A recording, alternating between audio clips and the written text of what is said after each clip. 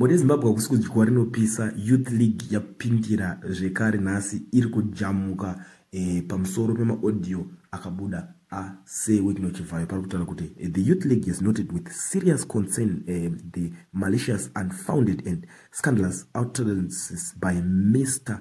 Chivhayo widely circulated in the social media. His mischievous claims permitting to be very close to His Excellency the President, Comrade Dr. Emerson Mnangagwa, are unfortunate and regrettable, whilst the Youth League appropriates donations that Mr. Chivhayo has been giving to the members of our society in his own capacity as an ordinary citizen. And although we do not know the source of his income, let it be firmly known that as the vanguard of ZANU-PF, we will not just sit and watch the name of our most revered leader being tarnished by such malcontent for their own self-aggrandizement.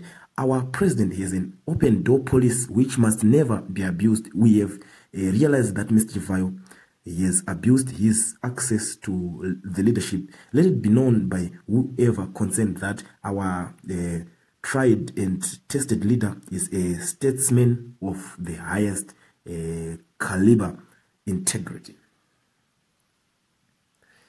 Parunzi vachivayo Maria vanayo ndeavo ende tinovatenda nekubatsira kwavanoita, asi ngavaregedze kusvibisa zita remukuru ende ngavaregedze kuabusa mukana kana kuti opportunity yavakapiwa, nekuti manzi mukuru vanenge vane policy kuti an open door policy kuti everyone is welcome, anofanira kungouya achingoita zvaari kuita, but parunzi ava ngavaregedze kuzoabusa that privilege inopuwa kune munhu wese. Zvemari yavo yapachivhayo yavo vari kunzi vakangopawo in his own capacity, asi apazikanwa kuti mari yavo inobva kupi.